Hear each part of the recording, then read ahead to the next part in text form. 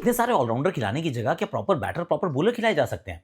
क्या वॉशी को 3 नंबर पे खिलाया जा सकता है? नहीं सर, बात कीजिए बुमराह के अगले मैच खेलने की और बुमराह के साथ मैच जीतने वाले इस ट्रेंड की, शुभमन गिल की कप्तानी की और उनकी वो ज़ैक क्रॉली के साथ वो कहा-सुनी की।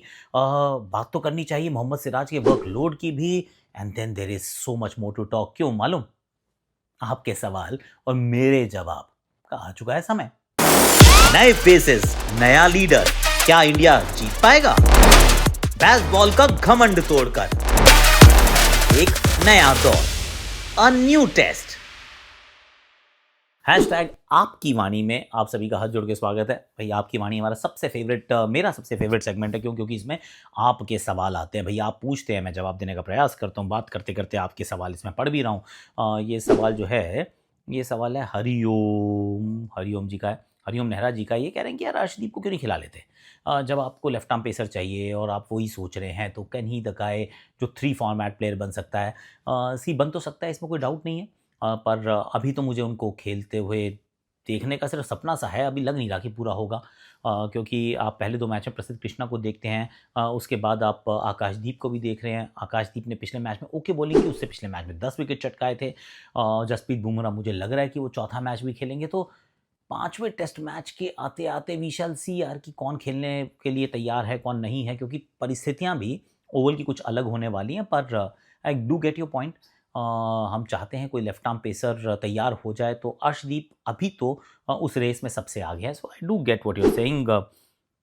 ये अब समस्या आ गई है, समस्या आ गई है difficulty of playing at number 3। ये भारत, ये सवाल एक सेकंड बताता हूँ किसने पूछा है, नाम नहीं है, सीके हैश स्लैश डैश 523। कि भैया नंबर 3 की समस्या बहुत प्रॉब्लमैटिक हो चुकी है। चेतेश्वर पुजारा के बाद कोई सेटल नहीं हुआ है, बिल्कुल सही कहा आपने। और उसी का तीसरा वो भी है, जिसमें साई को लेकर सवाल है कि क्या साई सुदर्शन को मौका दोबारा मिलना चाहिए? क्या अभिमन्यु ईश्वरन को मौका मिलना चाहिए? करुण नायर के साथ रहिए या फिर वॉशिंगटन सुंदर को 3 पे खिलाइए? ये बहुत सारे सवाल थे, ये सारे सवाल आपके सामने मैंने डाल दिए हैं ताकि आपका नाम भी आप पढ़ लें। पर मेरी राय क्या है? See 3 number is important, it's absolutely critical और ये बिल्कुल सही है। In fact let me tell you a beautiful stat. जब सचिन पाजी का जो सबसे गोल्डन एरा जो था टेस्ट क्रिकेट में, जिसमें उन्होंने बहुत रन्स बनाए, वो कोइंसिडेंटली वो राहुल द्रविड़ का भी सबसे बेहतरीन समय था टेस्ट क्रिकेट में। राहुल द्रविड़ और सचिन पाजी के बीच में बहुत बड़ी-बड़ी साझेदारियाँ हुई और both actually flourished identical with Virat Kohli and Cheteshwar Pujara. The best of Virat, the best of Pujara, ये दोनों साथ में चले हैं। तो जब 3 और 4, वो 3 वाला अच्छा करता है ना, 4 ऑटोमैटिकली अच्छा करने लगता है। ऑफ कोर्स प्रोवाइडेड वहाँ पे बहुत ज़्यादा क्वालिटी हो, जैसे पाजी में थी या विराट में थी। तो 3 नंबर की समस्या तो है सर। चेतेश्वर पुजारा ने बहुत बढ़िया काम किया, बहुत लंबे समय तक काम किया और अब वॉरियर की तरह वो हर जगह खड़े भी रहे, लड़ते भी रहे, गेंदें भी खाई, पर भाई बिल्कुल ही वाज़ देयर। तो अब उनकी जगह किसी और को तो आना है। इस समय it's a game of revolving chairs, क्योंकि a game of musical chairs and revolving door. हाँ, म्यूजिकल चेयर्स, क्योंकि ये शुभमन गिल का था नंबर 3। पहले वो ओपनर थे, फिर वो नंबर 3 हो गए और फिर उन्होंने अपना 3 नंबर छोड़ दिया। अब उनकी जगह पे हमने साई सुदर्शन को भी देख लिया, हमने यहाँ पे करुण नायर को भी देख लिया है। हो सकता है आने वाले समय में हम अभिमन्यु ईश्वरन को भी देख लें और अगर आपकी बात माने तो हो सकता है कि वॉशिंगटन सुंदर भी हों। वॉशी के फेवर में मैं अभी वोट नहीं करूँगा, क्योंकि देखिए आप खेल रहे हैं इंग्लैंड में, अगला मैच है मैनचेस्टर में, बॉल हरकत करती है। तो Washi is a good batter, but is he our best number 3 option? See number 3 is not an experimental position. Of course आप चाहते हैं कि उस पे जो खेले वो लगातार खेलता रहे, और नहीं करेगा तो कुछ आपको बदलाव करने पड़ेंगे। पर इट्स नॉट अ पोजीशन जहाँ आप ऑलराउंडर को भेजना चाहते हैं। सो मैं तो कहूँगा भैया, ये आखिरी मौके के रूप में करुण नायर को देख लो। वरना अब उनका इस मैच के बाद आप कहें भैया हुआ तो अच्छा, नहीं तो 30-40s are not enough and then you move to या तो साई सुदर्शन। पर कई बार तो लगता है ना साई सुदर्शन के पास ही जाना चाहिए, क्योंकि आपने पहला मैच खिलाया था। पर उसी टोकन से आप सोचते हैं अभिमन्यु ईश्वरन ने क्या गलती की है यार? हर टूर पे आप उनको लेके जाते हैं पर उनको आप एक मैच भी नहीं खिलाते हैं, और जब खिलाएँगे तो एक मैच में फिर कहीं आप उनकी ऑब्ituary ना लिख दें। So it is going to be a tough one. First I say play Karun Nair one more game, आप खिला लीजिए। और अगर नहीं खिलाने का मन कर रहा है then go to Sai Sudharsan, क्योंकि उनको आपने पहले एक मैच खिलाया था, एटलीस्ट 2 और मैच खिलाओ, फिर जाके आप अभिमन्यु ईश्वरन को तीसरे मतलब अगली सीरीज़ के लिए तैयार कीजिए। That's what I am thinking. पर 3 number has been a problem area. Gill की कप्तानी की बात कर लेते हैं और गिल की एक्चुअली वो जो अल्टरकेशन थी उसकी बात, दोनों चीज़ें एक साथ कर लेते हैं। Gill the captain, first match थोड़ा-सा बॉल फॉलो कैप्टन लगे थे, ऐसा लग रहा था कि बॉल को फॉलो कर रहे हैं। दूसरे मैच में ही came to his own as a batter, not that कि पहले मैच में रन्स नहीं बनाए थे, पर दूसरे में तो 250 और 150 एक ही मैच में 430 रन्स। एजबैस्टन में उन्होंने अपनी एक बहुत बढ़िया कहानी लिखी। In fact I am in Birmingham right now, तो एजबैस्टन के बहुत करीब और एजबैस्टन में जाऊँगा भी। वो वर्ल्ड चैंपियनशिप ऑफ लेजेंड्स जो हो रही है ना, WCL, कमेंट्री कर रहा हूँ भाई, पहले से कमिट कर रखा, तो वहाँ पे मेरी कमेंट्री होगी। That's why I have taken N Airbnb in the Birmingham area, तो वहीं पर हूँ मैं। तो अभी इंग्लैंड का हमारा आकाश यात्रा का सफ़र शुरू हो गया। पर coming back to Gill, I think ठीक कर रहा है यार। मतलब थोड़ा-सा कई बार समय लगता है समझने में, सोचने में क्या करना है। कई बार आप प्रोएक्टिव हो जाते हैं, कई बार आप रिएक्टिव हो जाते हैं, कई बार आप वेट कर रहे होते हैं। There are all sorts of things are going to happen, क्योंकि ये नया समय है गिल के लिए। पर दैट ऑल्टरकेशन, क्योंकि I was reading it somewhere कि वो नहीं करना चाहिए था, वो करने से सब कुछ ना उनका मोटिवेट हो गए और गिल किसी को कॉपी करने की कोशिश कर रहे हैं, सबको अपना-अपना करना चाहिए। मैं कहूँगा पहली बात तो यार, there was nothing wrong in it to begin with. और एज़ अ कैप्टन समटाइम्स आपको लगता है ये आपकी ड्यूटी है यार। आई मीन आपने बैटिंग कर ली, रन्स बना लिए, अब उसके बाद आपका काम क्या है as a batter? You want to encourage your bowlers.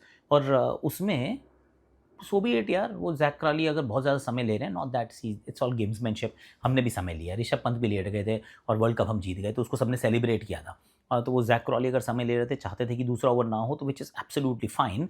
पर फाइन का दूसरी साइड ये भी है कि भैया you go and give it to him, कि he should get to know कि आप ये जो कर रहे हैं गलत कर रहे हैं। इनफैक्ट जो गिल ने कहा बड़ा इंटरेस्टिंग था, क्योंकि यहाँ तो बॉल्स को लेके वैसे बहुत चर्चा हुई है।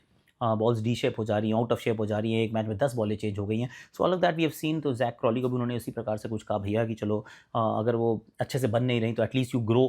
और उसके अंदर हमने एक बार वो बेन स्टोक्स को गिरे हुए भी देखा था। Lots of things have happened, पर मुझे लगता है जो गिल कर रहा है ठीक है यार। Give it time, give it time, क्योंकि ये नई टीम है, ये गलतियाँ करेगी, ये नया कप्तान है, ये भी हो सकता है सारी चीज़ें ठीक ना करे, पर समय लगता है। मतलब ना मेरे यहाँ पे जहाँ मैं रह रहा हूँ, पीछे एप्पल का एक पेड़ है। तो उसमें छोटे-छोटे से एप्पल इतने-इतने से दिख रहे हैं, लग नहीं रहा कि एप्पल बनेंगे। मैं मतलब देख के लगता है कि भई किस तरीके का है, कुछ नया-सा है, कुछ नई वैरायटी है, शायद वो नींबू जैसा-सा दिख रहा है। उसके नीचे लिखा है कि it's a new variety, it will be an apple, but it takes time. तो उतनी पेशेंस होना मुझे लगता है बहुत ज़रूरी है। मिचेल स्टार्क और बुमराह को लेके एक चर्चा हुई है। इनफैक्ट बुमराह को अगला मैच खिलाना चाहिए, नहीं खिलाना चाहिए। पहली बात तो बुमराह की बात कर लेते हैं। Bumrah must play the next match यार। आपने लॉर्ड्स का मैच खेल लिया, 2-1 से आप पिछड़ रहे हैं, अब 2-2 की बराबरी पे तो आप जाना चाहेंगे ओवल। ओवल में जो होगा देखा जाएगा। टू बी फेयर अभी भी समय है। ऐसा तो है नहीं कि back to back test matches हो रहे हैं। अगला मैच आई थिंक 23 को शुरू हो रहा है ना, 22-23 को। So we have time. तो अगला मैच तो खेलना ही चाहिए। Of course there is a problem कि and I don't know why it is कि बुमराह के साथ हम नहीं जीत रहे, बुमराह के बजाय जीत जा रहे हैं। ये एक और एक नई कहानी चल रही है। हाँ, नॉट दैट कि बहुत सारे जीत रहे हैं, लेट्स बी ऑनेस्ट। पर बुमराह के साथ भी नहीं जीत पा रहे हैं, तो that is going to be a bit of a tough thing. पर बुमराह को अगला मैच पक्का खेलना चाहिए। ऐसा मुझे लगता है, उस पे विस्तार पे चर्चा करेंगे। तब तो वैसे सिराज की बात भी करनी है, पर अभी क्योंकि ये स्टार्क का क्वेश्चन है, स्टार्क इज़ फिनोमिनल। अभी वो जो पिंक बॉल टेस्ट मैच 27 पे आउट होना, फट-फट करके विकेट चटका देना, I mean that was embarrassing from West Indies point of view. पर मुझे लगता है कि ऑल फॉर्मेट अगर गेंदबाज की बात की जाए, बुमराह इज़ अबव। मतलब थोड़ा-सा बुमराह आगे हैं। मिचेल स्टार्क को जो चीज़ अलग बनाती है वो ये है कि जब नॉकआउट स्टेजेस पे पहुँचते हैं, he raises game to a very, very different level. तो वहाँ ज़रूर मिचेल स्टार्क जो है वो ही कम्स गुड। वो he brings more to that game. पर overall look at Bumrah and you say Jassi, तेरे जैसा कोई नहीं है भाई, तू स्टार्क से भी बेहतर है। ऑल फॉर्मेट बॉलर में इनसे बेहतर कोई नहीं है। सिराज के वर्कलोड को लेके भी आपने एक सवाल पूछा, तो उसका भी देखिए बहुत ज़्यादा मेहनत कर रहे हैं, बहुत सारे ओवर्स डालते हैं। इंटरेस्टिंगली इनफ इनके बारे में कोई बात ही नहीं करता है। एंड यू फील कि यार it is not fair no, कि आप सबकी बात करते हैं, इनकी नहीं करते। But he gives his 100%। जब आते हैं गेंदबाजी करते हैं, पूरे दिल से करते हैं, पूरे ज़ोर से भागते हैं। पिच में कुछ होता है तो फिर तो क्या ही बात है, और नहीं भी होता, ही इज़ नॉट समवन जो गिव अप करता है। उनके कभी शोल्डर आप ड्रूप होते हुए नहीं देखते। उनको कभी आप पिछड़ते हुए नहीं देखते। उनको आप हमेशा अपना एक चीज़ देखते हैं सिराज के साथ, लड़ते हुए देखते हैं। ये बड़ा इंटरेस्टिंग एक्चुअली था उसमें कि सिराज को फ़ाइन किया गया, पर जोफ्रा को तो नहीं किया। सिमिलरली इंग्लैंड की टीम को ओवररेट के लिए फ़ाइन किया गया, भारत को तो नहीं किया गया। तो बड़ी सेलेक्टिव कुछ थी। एक मैंने वो माइकल वॉन साहब का भी एक ट्वीट पढ़ रहा था कि दोनों टीम्स ने स्लो डाला, फिर एक को ही फ़ाइन क्यों किया गया? इंटरेस्टिंग पॉइंट है। दोनों टीम्स ने स्लेज किया, फिर एक ही बंदे को फ़ाइन क्यों किया गया? वो बात भी फ़ेयर है, वो भी बोलनी चाहिए साथ ही साथ। पर इंग्लैंड के जब मैं ओवररेट को देखता हूँ तो आई फ़ील आई गेट अम्यूज़्ड, क्योंकि ये बेन स्टोक्स साहब ने कहा था कि ये ना समझ में नहीं आता मुझे। ये पॉइंट्स टेबल समझ में नहीं आते, ये WTC का सिस्टम समझ में नहीं आता, हम ना सोचते नहीं हैं। शायद इसी वजह से 3 साइकिल हो गई हैं, फाइनल के इर्द-गिर्द भी नहीं आए हैं। सबसे ज़्यादा टेस्ट खेलते हैं, टेस्ट में बहुत सारी फॉलोइंग है, बहुत कमाल के इनके पास खिलाड़ी हैं, पर WTC के साइकिल को समझ नहीं पाते। क्यों? क्योंकि ये कम से कम पिछली साइकिल में शायद उन्होंने 18-19 पॉइंट तो गँवा दिए थे। क्यों? क्योंकि बॉलिंग स्लो कर रहे थे। भाई क्यों? और ये बॉलिंग स्लो हो क्यों रही है इतनी? It is another bizarre thing that is happening in our test cricket right now कि दुनिया तेज़ होती जा रही है। People are getting fitter, faster, सब बहुत मेहनत कर रहे हैं। जो भागने का जो होता है जैसे 100 मीटर स्प्रिंट उसके नंबर जो हैं वो कम होते रहते हैं। टेस्ट क्रिकेट स्लो होती जा रही है। आखिरी दिन तो हम 90 ओवर पक्के डालते हैं तो हम करवा लेते हैं, 90 करना ही ज़रूरी है। पर बाकी दिनों में हम we lose 5, 7, 10 over every day.